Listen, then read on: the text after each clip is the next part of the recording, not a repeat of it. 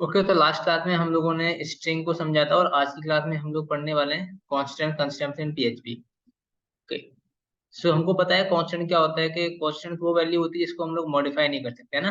तो constants are whose value can't be modified. तो PHP में हम लोग कांस्टेंट किस तरीके से करते हैं क्रिएट, ये हम लोग सीखने वाले हैं। तो अगर हमको पीएचपी में कांस्टेंट वैल्यू क्रिएट करनी है तो उसके लिए यूज करते हैं हम लोग define function. Define function is used to create a constant. Syntax है इसका, आपको डिफाइन लिखना है, देन यहाँ पे कांस्टेंट वेरिएबल करना है क्रिएट, एंड उसके बाद जो भी वैल्यू आप उसमें इनिशियलाइज करना चाहते हैं वो वैल्यू यहाँ पे देंगे, एंड यहाँ पे आप लिख सकते हैं केस इंस्टेंसिव। सो केस इंस्टेंसिव का मतलब होता है कि अगर आपने यहाँ पे स्मॉल लेटर से किसी वेरिएबल को क्रिएट किया है तो आप उसे कैपिटल से नहीं कर सकते हैं एक्सिस। तो बाय डिफॉल्ट यहाँ पे जो केस इंसेंसिटिव होता है वो फॉल्स होता है, अगर आप इसे ट्रू करना चाहते हो तो कर सकते हैं। फॉर एग्जाम्पल जैसे मैंने यहाँ पे लिखा डिफाइन पाई की वैल्यू 3.14159 करके, ठीक है। तो यहाँ पे जो पाई है हमारा वो केस सेंसिटिव है, मीन्स अगर इसे आप कैपिटल लेटर से एक्सेस करना चाहते हैं तो इसे नहीं कर सकते हैं। बट अगर हमने यहाँ पे लिख दिया लास्ट में ट्रू, इट मीन्स यहाँ पे जो पाई है हमारा ये है नॉन कैन सेंसिटिव, मतलब आप इसे चाहें तो कैपिटल लेटर से कर सकते हैं एक्सेस, या फिर आप चाहें तो इसको स्मॉल लेटर से भी एक्सेस कर सकते हैं, ठीक है। नाउ सिमिलरली जैसे हमने यहाँ बनाया न्यूमेरिक वैल्यू को, आप चाहो तो यहाँ पे स्ट्रिंग वैल्यू को भी क्या कर सकते हैं, कांस्टेंट क्रिएट कर सकते हैं। तो कुछ सीखेंगे हम लोग प्रैक्टिकली करके तो और अच्छे से क्लियर होगा ना। फॉर एग्जांपल जैसे हम लोगों ने यहाँ पे पीएचपी कोड्स के अंदर यहाँ पे हम लोगों ने डिफाइन किया एक कांस्टेंट वैल्यू टू डिफाइन पाई। पाई की वैल्यू डिफाइन की हम लोगों ने 3.141592, एंड यहाँ पे कर दिया हम लोगों ने ट्रू। इट मींस यहाँ पे जो पाई की वैल्यू क्या है, एक नॉन कैन सेंसिटिव है, तो यहाँ पे आप इसे अगर कैपिटल लेटर से भी एक्सेस करने की कोशिश करेंगे तो इजिली कर पाएंगे। साथ के साथ अगर आप इसे स्मॉल लेटर से मतलब एज इट इज एक्सेस करना चाहेंगे तब भी आप इसको इजीली कर पाएंगे। नाउ अगर यहाँ पे मैं सीधे स्मॉल लिखता हूँ इको में value of pi is pi, then आपको सेम आउटपुट देखने को मिलेगा जो कि आपको इस केस में मिलेगा, नहीं आपको मिलने वाला है। बट यहाँ पे कांस्टेंट क्रिएट करने के कुछ बेसिक रूल्स हैं, वो हमको रूल्स याद करने पड़ेंगे। तो जिसमें से पहला रूल है हमारा कि no need to start constant variable name with dollar sign. तो यहाँ पे आपको कांस्टेंट वेरिएबल क्रिएट करने के लिए डॉलर साइन की आवश्यकता नहीं पड़ती है। साथ के साथ name only start with the letters and an underscore, ठीक है। तो यहाँ पे आप अंडरस्कोर और लेटर के साथ कांस्टेंट वैल्यू क्रिएट कर सकते हैं। साथ के साथ variable name can not start with a number, आप न्यूमेरिक वैल्यू से किसी भी वेरिएबल के नाम को स्टार्ट नहीं कर सकते। फोर्थ पॉइंट है इसका, it is case sensitive which implies that the variable num is lower case is different from variable num in upper case, but we can make it case insensitive।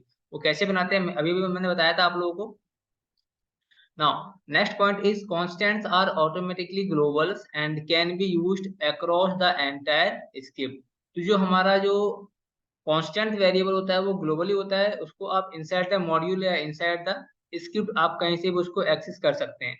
साथ के साथ can't use predefined constant name, जैसे यहाँ पे लिखा हुआ है PHP के कुछ बाय डिफॉल्ट कांस्टेंट नेम है जैसे PHP underscore version, PHP underscore OS, तो इनको हम लोग यूज नहीं कर सकते कांस्टेंट वेरिएबल को क्रिएट करने के लिए। साथ के साथ can't use reserve keywords else if etc, तो आप इसमें से जो पीएचपी के कुछ रिजर्व कीवर्ड हैं उनको भी आप यूज नहीं कर सकते हैं कांस्टेंट वेरिएबल को क्रिएट करने के लिए। ओके, तो ये कुछ बेसिक से रूल्स थे जो हमको देखने पड़ेंगे जब भी हम क्या करेंगे, कांस्टेंट वैल्यू क्रिएट करेंगे। तो इन सभी चीजों को हम लोग प्रैक्टिकली करके देखते हैं तो और अच्छे से क्लियर हो जाएगा।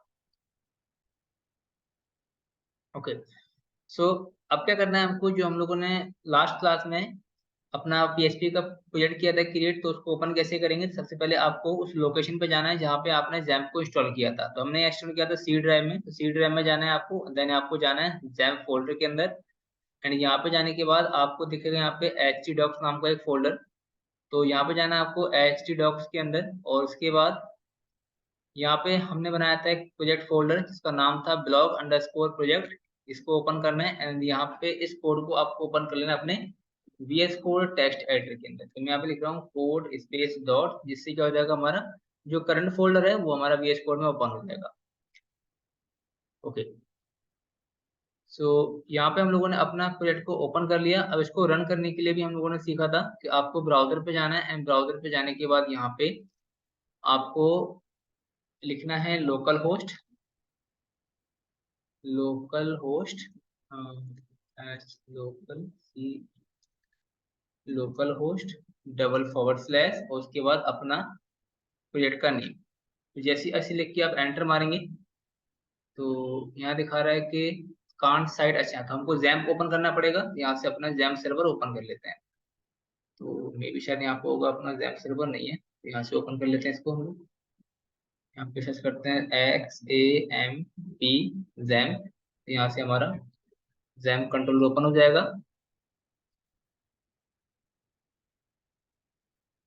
इसके बाद यहाँ से अपना अपाची सर्वर और माई एसक्यूएल जो डेटाबेस है हमारा, इन दोनों को ओपन कर लेना है।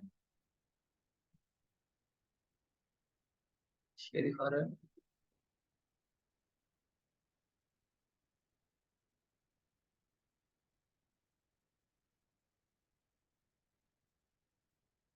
परफेक्ट। तो अभी ये रनिंग स्टेट में दोनों दोनों। इसके बाद यहाँ पे आके आपको सिर्फ रिफ्रेश करना है, एंड देन हमारा प्रोजेक्ट जो होगा वो ओपन हो जाएगा।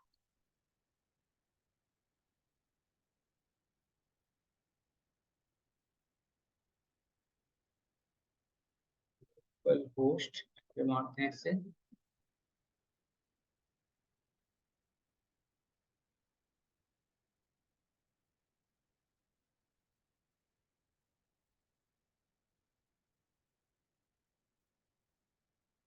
क्या इशू आ रहा है वो देख लेते हैं।